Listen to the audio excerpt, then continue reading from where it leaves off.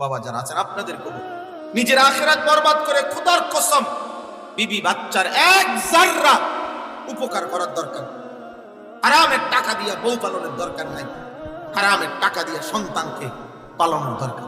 সুদ নিয়েন না, কিস্তি নিয়েন না, ওজনে কম দিয়েন না, হারাম বাটপারি করেন না, মিথ্যা বলেন না। জমি যার যেটা তারে ওটা বুঝাইয়া দেন, রাস্তা যার যেটা তারে বুঝাইয়া দেন, গাছ যার যেটা তারে বুঝাইয়া দেন, বোনের সম্পত্তি দিয়ে দেন, চাচার সম্পত্তি দিয়ে দেন, ফুফুদের সম্পত্তি দিয়ে দেন, যার যা প্রাপ্য সব নিজের হায়াতে থাকতে সাফ করে দেন। আমনে বুঝ আমনে করে নেন আপনার আখিরাত। আপনার মরার পরে গরু জবগিরা মানুষ খাবাইব, আর গরুর কান্দে করে আপনি বেহেশতে যাইবেন না? এত বাদ দুধ দিয়া খায় না, বুঝেন নাই? ওটা বুঝছে, আবার ওনারে বুঝাইছে রে আপা আপনি টেনশন করেন না, আপনি সিটারি বাটফারি করে যেমনি পারেন আপনি ঠিক করে যান, পরে আল্লাহর রহমতে গরু জবাই করে দিন, আপনি লেগে গেলে আমি ভাত খাবাই দিন, সবাই মিললে আপনার ব্যস্ত আলগি দিয়ে দিয়ে বুঝেন নাই? গরুর কান্দে করে বেহেস্তে যাবেন। আপনার মৃত্যুর পরে তো যদি আপনার জন্য 1 কোটি টাকা খরচ করে, আপনার তো 1 টাকারও তখন দরকার নেই, আমি তো মরিয়ে গেছি। কথা বুঝেন নাই? এখন তো আমার 1 টাকাও দরকার। আমার মরার পরে তো আমার 100 কোটি টাকাও আমার কি দরকার? আমার দরকার কখন? এখন। এখন আমার টাকা, আমি বাইচা আছি, আমার টাকা এখনই না আমি আল্লাহর পথে খরচ করব। এখনের 1 টাকা আর আমার মৃত্যুর পরে আমার জন্য 100 কোটি টাকা খরচ করলে বরাবর 1 টাকার দাম বেশি, কারণ এখন তো আমার প্রয়োজন, এখন তো আমার প্রয়োজন। আল্লাহ আমাদেরকে মাফ করে দেন। আমাদের প্রত্যেকে আমাদের ব্যাপারে নিজেদের একটা বড় গাফলতি। আমরা যাও কিছু আছি শারীরিকভাবে, কিছু ইবাদত কম বেশি যাও আমরা করি, কিন্তু আমাদের যে অর্থ আল্লাহর দেওয়া, এই কথাটা আমরা বুঝতে চাই কম। আমাদের যে টাকা পয়সা, আয় উপার্জন, জায়গা জমি, এটা যে আমাদের আল্লাহর দেওয়া এবং এটার মধ্যে যে আল্লাহর হুকুম আছে, এটা যথোপযুক্ত বুঝার চেষ্টা করা আমাদের মধ্যে এই মানসিকতাটা কম, এটা কম। এই জন্যই বললাম। অথচ ইসলামের 3টি মৌলিক বিধান, গুরুত্বপূর্ণ বিধান, 2টা ফরজ, একটা ওয়াজিব। এটা আমাদের আর্থিক, আমাদের আল্লাহর দেওয়া অর্থ যেটা উপার্জন, আমাদেরকে আল্লাহ যা দিছে, যাকে যা তার সাথে সম্পৃক্ত। একটা হলো যাকাত, একটা হলো হজ, একটা হলো কুরবানি। এই 3টি আমল স্বাভাবিক দান সৎকার সাথে সম্পৃক্ত না। দান সৎকার তো ইচ্ছা মাফিক। আমি বলছি মাদ্রাসার জন্য কিছু দেন, আমি বলছি মসজিদের জন্য কিছু দেন, আপনি দিলেন 10 টাকা, উনি দিল 100 টাকা, আরেকজনে দিল 1000 টাকা, ঠিক আছে, এটা তো নফল। কিন্তু যাকাত তো এমন না যে আপনারা প্রত্যেকেই যাকাত দেন যার যার মতো করে, না না, যাকাত এমন না। যাকাত ইসলামী শরীয়তের একটি ফরজ বিধান, এবং এই ফরজটি আপনার সম্পত্তির উপরে বছরে একবার নির্দিষ্ট সময় আপনি বছর ঠিক করবেন। প্রতি বছর আপনি একটা টাইম ঠিক করবেন যে আমি বছরে এই 1 দিন, এই 2 দিন হিসাব করব আমার সম্পত্তি আছে কি কি। আমি একজন আলেম থেকে এই 3 দিনে, এই 4 দিনে বুঝে নেব, সেটা রমজান হোক, রমজানের আগে হোক, রমজানের পরে হোক।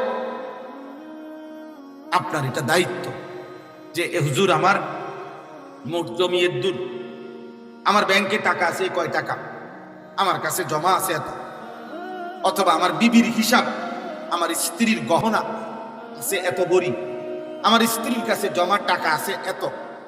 এটা হিসাব করে আপনি বলে দেন আমার উপরে যাকাত আসবে কিনা, আসলে কত টাকা। সোজা মাসালা, সহজ কাজ। আমাদের প্রত্যেকের উপরে এটা ফরজ।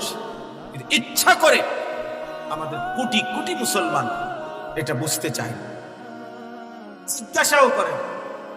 শুধু তাবিজ আছে নি হুজুর, দোয়ানে ঝুলাইয়া রাখতাম, লাল কালি দিয়ে লিখে দিবেন এমন কোন তাবিজ, 110 টাকার কোন তাবিজ যেটা দোয়ানে ঝুলাইয়া দিলে কাস্টমারের জন্য একটা ছাপাছাপি লাগবে, বেচা কিনা যাতে ভালো হয়, কিন্তু তাবিজ লাগলে আরো দেয়। অনেক দোকানে গেলে দেখি চারিদিক দিয়ে লাল লাল এরকম কি ঝুলানো তাবিজ, ব্যবসা বরকতের তাবিজ। হ্যাঁ বরকত, উনি কিস্তি লয় আর আমার দায়িত্ব হলো দোয়া করে দিতাম যাতে ব্যবসা বরকত। হারাম খোর জন্য কি দোয়া করতো? এই বেটা কিস্তি করতো হারাম খোর বেটা, সুদ করতো হারাম খোর বেটা, হারাম খোরের জন্য আবার দোয়া কিসের? অবৈধ উপার্জনকারীর জন্য আবার কিসের দোয়া বেটা? দোয়া যদি করতে হয় তাহলে দোয়া তো হবে এটাই, আল্লাহ আপনি তার হারামের মধ্যে এক পয়সার বরকত দিয়েন না, আপনি তারে হারাম থেকে বাঁচার তৌফিক দেন, আরে তারা আল্লাহ ফিরিয়ে দেন। এটা না তার জন্য দোয়া। বুঝেন নাই কথা? এটা না মূল তো।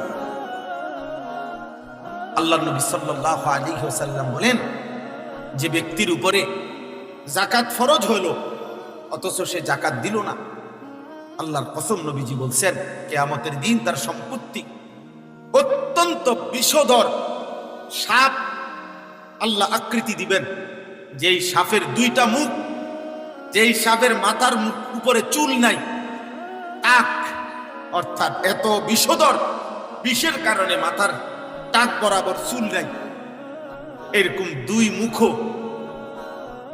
আল্লাহ তার নবী সাল্লাল্লাহু আলাইহি ওয়াসাল্লাম বলে তার সম্পত্তিকে দুই মুখ বিষধর সাপের আকৃতি দিয়ে খোদার কসম তার সারা দেহের মধ্যে পেঁচানো হবে, অতঃপর তার দুই গালে, আল্লাহ নবী বলেছেন, বুখারীর হাদিস, বুখারীর হাদিস, মুসলিম শরীফের হাদিস, বিশুদ্ধ হাদিসের কিতাবের হাদিস, নবীজি বলেন মুসতিলা মালহু ইয়াউমাল কিয়ামাতি শুজাআন আকরা লাহু যাবিবাতান,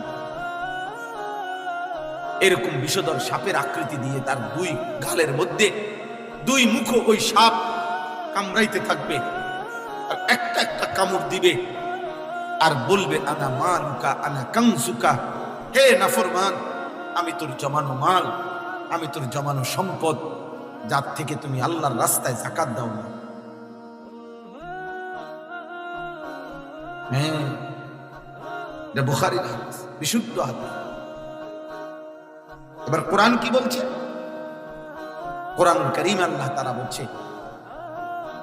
আমার দেওয়া সম্পত্তি থেকে যে যাকাত দিল না, কিয়ামতের দিন তার সেই সম্পত্তি জমা করে একসাথ করে ফুটবলের মতো গোল বানাইয়া জাহান্নামের আগুনের মধ্যে পোড়ানো হবে, অতঃপর পোড়াইয়া এই গোলাকার ফুটবলের মতো তার সম্পত্তিটাকে আগুনে পোড়াইয়া, খোদার কসম আল্লাহ বলছে তার কপাল, কোমর এবং পিঠ, এই তিন জায়গায় হাসরের মাঠ যতক্ষণ চলবে অতক্ষণ দাগ দেওয়া হবে একটার পরে। ইয়াউমা ইউহমা আলাইহা ফি নারি জাহান্নাম ফাতুকওয়া বিহা জিবাহুহুম ওয়া জুনুবুহুম ওয়া যুহুরুহুম হাদা মা কানাসতুম লিআনফুসিকুম। আল্লাহ বলেন ফেরেশতা তখন বলবে, হে নাফরমান, যা দিয়ে তোমাকে দাগ দেওয়া হচ্ছে আগুনের দাগ, এটা তোমার জমানো সম্পদ, যা যাকাত দাও নাই। ফাযুকু মা কুনতুম তাকনিজুন, আল্লাহর পথে যাকাত না দিয়ে যে সম্পদ জমা করেছিলে নাফরমান, আজ হাসরের ময়দানে তুমি সেই সম্পদের মজা এবং স্বাদ ভোগ করতে থাকো। নাউযুবিল্লাহ, নাউযুবিল্লাহ। এই জন্য আমরা এই এক নাম্বার বললাম যাকাত, দুই নাম্বার হলো হজ। দুই নাম্বার কি?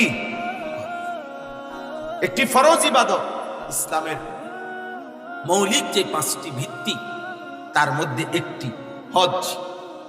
আল্লাহ নবী সাল্লাল্লাহু আলাইহি ওয়াসাল্লাম বলছেন, কি সাংঘাতিক কথা, নবীজি তার জীবনে আমার মনে হয় আর কোন পাপের কারণে এত বড় ভয়ানক কথা নবীজি বলে নাই, এমন মারাত্মক কথা। মানুষের জীবনের সবচেয়ে গুরুত্বপূর্ণ মিট হলো তার মৌতটা কিসের উপরে হয়েছে। দুনিয়া মানুষ যদি 90 বছরও নাফরমানি করে করে কাটাইছে রে ভাই, কিন্তু যদি মৃত্যুটাও শেষ পর্যন্ত ইমানের মৃত্যু হয় তো ভাগ্যবান। যাক বাচ্চা গেল, শেষ মরণটা হইছে কিসের? ইমানের মরণ। ইন্নামাল আমালু বিল খাওয়াতিম। নবীজি বলছেন শেষ অবস্থার উপরে আমলটা নির্ভরশীল। শেষ অবস্থা। আল্লাহ নবী সাল্লাল্লাহু আলাইহি ওয়াসাল্লাম বলেন, মহান আল্লাহ যে ব্যক্তির উপরে হজ ফরজ করেছেন, শরীয়তের এই বিধান নির্দিষ্ট পরিমাণ, আপনার ইচ্ছার উপরে হজ ফরজ হয় না। আপনার মন চাইলে আপনি হজে যাবেন, মন না চাইলে যাবেন না, বিষয়টা এটা না।